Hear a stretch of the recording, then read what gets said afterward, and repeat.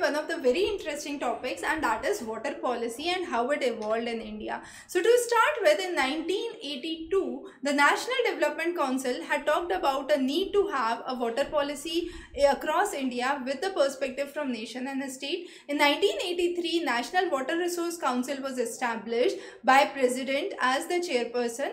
The first national policy came into existence in 1987, very important.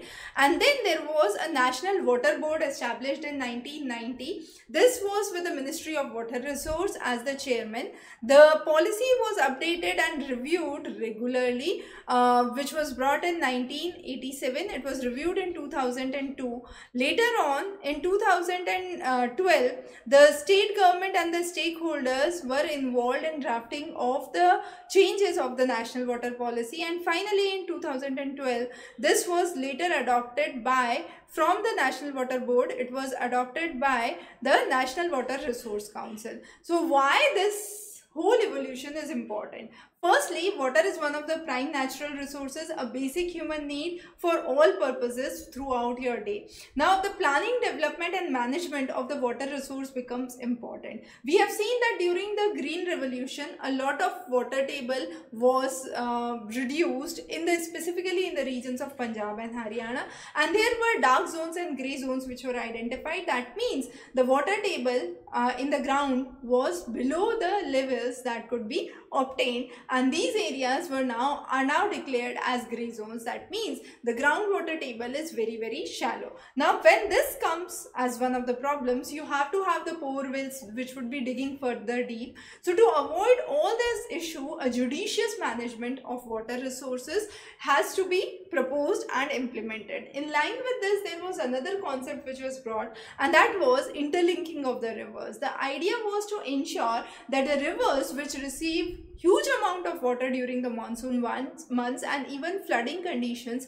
could supply the water to the areas where drought is mainly prevalent. Now this interlinking would ensure that none of the regions have huge amount of water surplus and none of the regions have huge amount of water deficit. So it would try to maintain a balance between the surplus and the deficit, and this interlinking could be one of the ways. Now all these things have to actually come under the judicious use of water supply.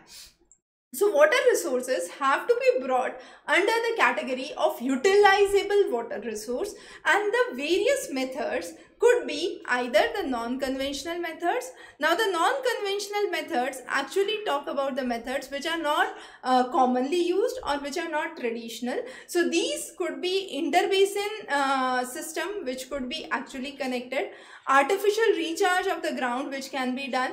There could be conservation practices for rainwater harvesting, rooftop water harvesting could be done in urban areas because you don't have that much area available. So water harvesting could be practiced on the rooftop. There have to be various research and development which have to be brought in this line, where wastewater recycling can be promoted, as we already saw in one of the previous classes how wastewater recycling could be used for other activities within the household. That water could go for industry, for mining purpose and other areas, right? So water resource development and management has to be planned within every hydrological unit. Now note, I am using a specific term here, hydrological unit. We are not classifying the country under the various states under this, but we are demarcating the regions as hydrological units. So let's say I can say western region and the eastern region are the regions where you have ample supply of water.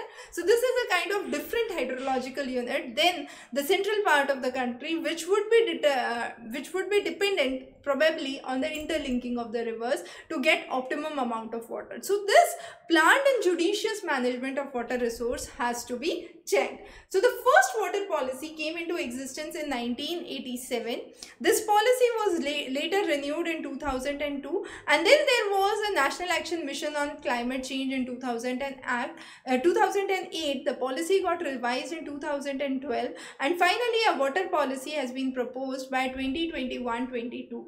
So water should not be made available to the areas where there is an excess water, but to the areas where there is a short supply of water, ample water supply must be determined. The allocation of the water should be the first priority, and